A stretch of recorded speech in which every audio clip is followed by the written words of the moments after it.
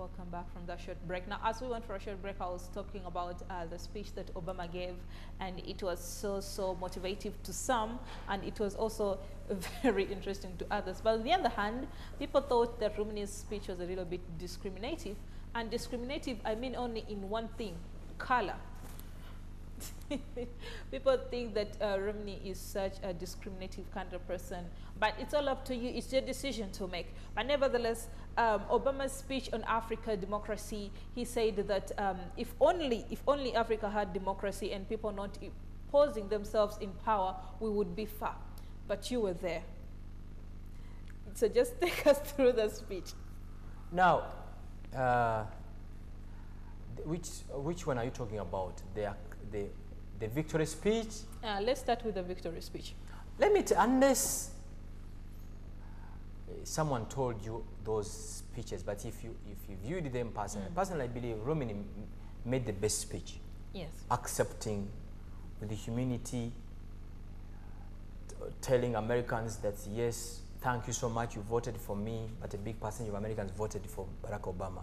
And he told them to support the president. Yes. And he told them that where America is, he cannot afford this politics of fighting. Yeah. So he pledged his support to Barack Obama. And even he spoke of something I've been talking about on radio stations, that unless we change people's lives, meaning that if you empower families, you are going to see a better country. He mentioned about it. Barack Obama, to me, about speeches, Barack Obama is good. So there was nothing new. That's the Barack Obama I know. It's like for you guys who follow football, I don't know, who are these stars? Drogba. Yeah. If Drogba scores a goal, it's not news because he has been doing it. Like, but if another person does it, it's news. To me, Romney's speech was the best, accepting, pledging that he's going to support the US president, the new US president. And the president also said in his speech that he's going to schedule an appointment, they meet and see how they can help each other. So to me, we should look at the culture of a president accepting that I've been defeated. I think Romney said that because there was no games in elections. Yeah. But in Uganda, Dr. Besigye complains every day because it wasn't a free and fair election. Deep in him, he knows that he won in Kasese, he won in Masaka, he won in PG, but the electoral Kampala. The electoral commission changed each and every. That's why he continues fighting and coming out on the streets. If he knew that it was a free and fair election, he would have considered. But he knows that, of course, the NRM did the games they always do. Actually, he came out and he said before we voted that he was not going to take anyone to court. Yeah, that was, I quoted that very well. Because he knew he has been to court. Like me, I don't report to police. Like, unless if robbers came into my office or my home, I'll go to police and report that robbers broke into my house. But if he stole my money, I cannot take it to police. I just pray, I tell my spirits to look after you and hunt you down. Are you threatening me? I'm not threatening because I've reported to police more than 10 times. Yes. Nothing. Look at the young girl Aisha Nabukera. She was brutally burnt in 2006. Yeah, but no justice for her. If Nabukera, if we fail to get justice for Nabukera, how about a young girl in Masaka, in Ibundibujo, in Imbarara, in Jinja now? So to me, I go to police if someone breaks into my house in my car to get a police reference. That's it. I'm like Dr. Besigye, you know, because I don't expect much from it. Yeah. Instead of police helping Nabukera and Gashumba for this young girl to secure justice, police started fighting me. Yeah. And you don't, and I have many friends who are police officers. Even I have a brother who is a police officer. When you meet them privately, the type of lives they go through every day. Look at a police officer guarding a person who has stolen 15 billion and is paid 280,000. That's like $100. If I had time, I would have shown you a video clip of a police officer guarding a minister, a uniport where he sleeps. He sleeps like a dog. You're getting me? What do you expect from this police officer? Do you expect this police officer to serve this country? Obviously, corruption will go ahead. Look at the police officer. He's paid 280,000 shillings. And is investigating a case of 10 billion. What do you expect from this police officer? Totally not. Look at the police officer. Those guys you see in patrol cars, they are paid 280,000. And if they are not on the streets of Kampala, we can't sleep. Yes, but sure, that's true. they are paid peanuts. Look at doctors, look at teachers. I always tell friends that this country is dead to the extent a police officer pays school fees for his children. Yes. And this police officer also would love his children to go to a good school, but he cannot. A teacher would love his son to go to a good school. How do you expect a teacher to teach your son the digestive system when he slept on an empty stomach? How do you expect that to happen? That's why National Action for Awakening Uganda, or Simuka Uganda, we are telling Ugandans to wake up and demand for this. Demand that teachers are paid well, police officers are paid well, armed officers are paid well, not these few, I don't even know the name to use. Those leaders, and they call them Seventies born again. They go to church with their families, they pretend that they represent Jesus on the planet, but every scandal in this country, their names appear somewhere. You're getting me? Yes. So that's the Uganda I want to see, where ordinary Ugandans demand for that. For the Kenyans, for them at least their level of civility is high. Kenyans, they will stand up and say, we don't need this. Kenyans are tough. But in Ugandans, for them, Ugandans, actually, I'm starting to study Ugandans. Things that will make Ugandans run on the streets of Kampala, you can't see them. I hear recently, I think the way how we are raised, the schools, and this word Jesus. You know, if you're raised from a colonial school, you are called a yes man, yes sir, yes reverend. Even if they tell you that it's night now, when it's day, you say yes sir. You're getting me? Recently, I think Kenyan MPs tried to increase their salaries. I think I read it somewhere. Yes. And people say they started calling them on the streets thieves. Every time they see an MP, you're a thief. You're getting me? It should come here. You're watching Record TV now. Your area member of parliament earns 20 million. Muchala Musisi gets 36 million. How much money do you earn as a Ugandan? And every time you board a border, every time you board a taxi or a matatu, you've paid taxes, because now they no longer get taxes from graduate tax. Every time a border loads fuel, Uganda Revenue Authority retains 850 shillings as taxes, meaning this border guy will pass that tax to you. You are getting me? Unless Ugandans stand up and say, you've looted us, enough is enough. And from here, by the way, I forgot telling you, religious leaders and civil society leaders, we are heading to Lugogo. Right now? Like yes. After here? Yes. We want this gospel. I want an ordinary person in Ibundibujo, in Masaka, in Imbara, to know that if money is stolen in Kampala, it directly impacts your life. It's in Uganda here where when you are involved in an accident, you are put on a patrol car, on a pickup. And this pickup a few minutes back, it had delivered a dead person in Mulago. Look at that scenario. Even the little blood you still have in you, it's gone. I expect if there's an accident in Chibuye, an ambulance should be dispatched. That's the Uganda I want to see, and that's the Uganda I should demand for. Wow, I'm starting to think, should we elect you as the next president? Of where? Of Uganda. Even if, let me tell you, even if you elected me the president of Uganda tomorrow, unless you change the attitude of Ugandans, even if basically you're the president of Uganda, you have to instill this in Ugandans to demand what belongs to them. My daughter, she has the right to have school fees, clothes and medication. Ugandans should know what belongs to them, that the moment you pay taxes, these taxes must serve you. Yeah. It's like, listen, the president said that we'll be having electricity for the next 2 years. What is the electricity now? It's now going on. It's gone. And Ugandans watching Record TV, let me tell you this. That dam in Jinja was built by Aga Khan. 80% of that dam, the funds came from Aga Khan Foundation. The only percent of Uganda was the water and the land. 20 years in governance.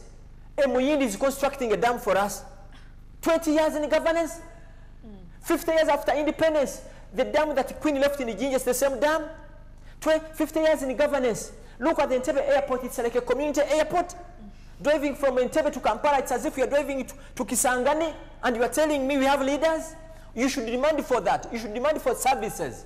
Don't beg for services, demand for services. Actually, talking about demanding for services, there is this tourist company that I usually get information from to see how far we've gone in development, because it has been operating for since 1988.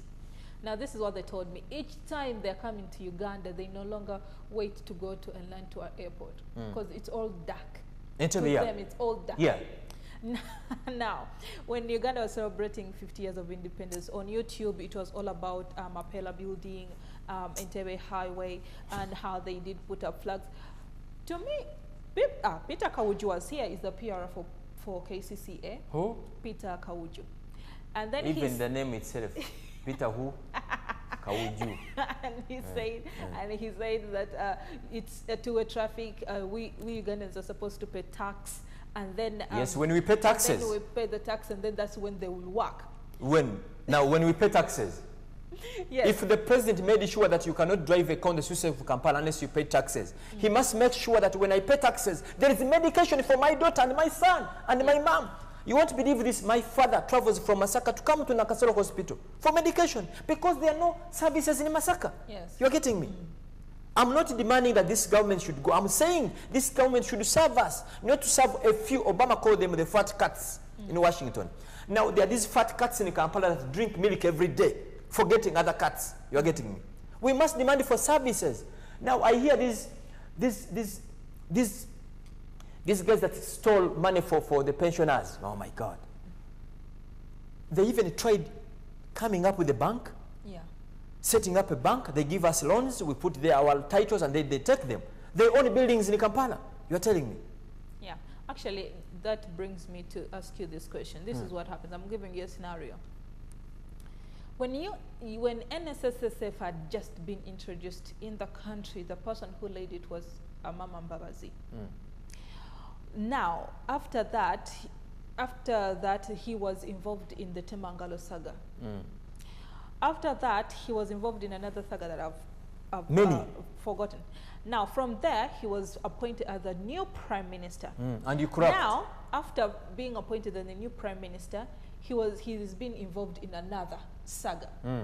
Now, to you, if you were president, let me even refer this to a family. If you're a father who has a son, or the only son you have, and he's always involved in stealing on the villages and on the house, would you still appoint him to give him the money to take care of a family if you're traveling?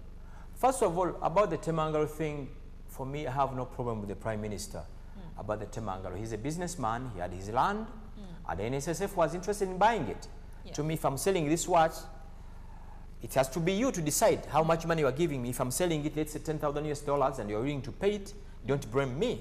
Yeah. The Prime Minister was selling land, and the NSSF was willing to pay for this land, so don't blame him. But about, why do you talk about Amama Mbabazi? Amama Mbabazi sold his land. Yes. But people stole 360 billion pensioners' funds. You've heard of money being stolen in Prime Minister's office. I hear every day they would steal 100 million. Every day. Why is it that if something involves in a Prime Minister, when it gets in a Prime Minister, it's given a news bulletin every day because he's Amama Mbabazi?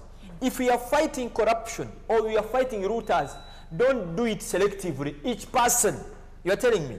Chogamu funds, we know. Now I saw the comedy in anti-corruption court. They have been exchanging words. No, court clears them. But we know time is going to come.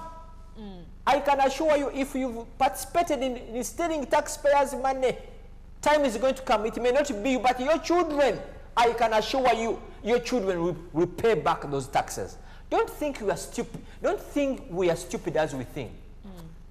You might look at us and think we are stupid. We are not stupid. We are documenting each and everything. Everything. There are families that each and every scandal, their names are there. Taxpayers' money. Yeah. I'm a businessman. Sometimes you can even mortgage your own house to pay taxes. Yeah. When I pay taxes, I want good roads, stable electricity, running water. You're getting me? When children fall sick, I expect them to get medication. When students from universities are done with the university and they don't have a job, this government must create a way of giving them loans to start small businesses. That's the country I want to see. That's the Uganda I would love to see. Unfortunately, these leaders, their dream is, how do we root this country till Jesus surfaces back to Uganda? How am I planning for my grandchildren? Anyway. Every time I look at my daughter, I worry. What type of a country I'm going to live in, my daughter? Live in. In Uganda, you cannot trust your daughter to board a taxi. If you live in Munyonyo, I should know that a bus that lives in Munyonyo is bus number 16. Yes. It's going to drop her at State Square. She boards bus number 20 that takes her to Mukono University. Yes. But you see these taxis, you don't even know. They're like a grasshoppers. You can't know this one goes where, this one goes where. This is the most disorganized country I've ever visited. Actually, to me, Mogadishu is more organized than Kampala. Because Mogadishu has been in the war for the last 22 years. Yeah. But 27 years in governance, there is nothing functioning in this country. No, the only institution that can function well, the UPDF. Yeah. I think UPDF is trying to do a good job, and the prisons. But the rest, it's dead. Everything is dead. And if you're watching Record TV, and you think someone is going to liberate you, it has to be you. You want a better Uganda? Be a good Uganda. You want good politicians? Vote good politicians. Not these politicians because they buy you booze, because they sleep. If you voted someone because he buys you booze, shut up. Don't even talk about service delivery because you voted someone because he can buy you booze. So we're not going to have drunkard leaders in our community? No, if you vote a drunkard leader, what do you expect? Like, if I'm dating a girl and her dream is to go to club, when you marry her, what do you expect? To be in Angenois, to be in silk, to be everywhere, and she will end up nowhere. Simple. And God will give you what you want. Actually, leaders, people get the real leaders they deserve. You are dating a girl, she drinks Black Label, tequila, those strong liquors, she drinks Sisire. You get married, you deliver children, and she sleeps in a band, you complain. But you saw this before. Don't blame us. You're getting me. Anyway, going back to the elections, like I wanted to ask you, to you, what should Africa actually expect from Barack Obama's re-election? Nothing.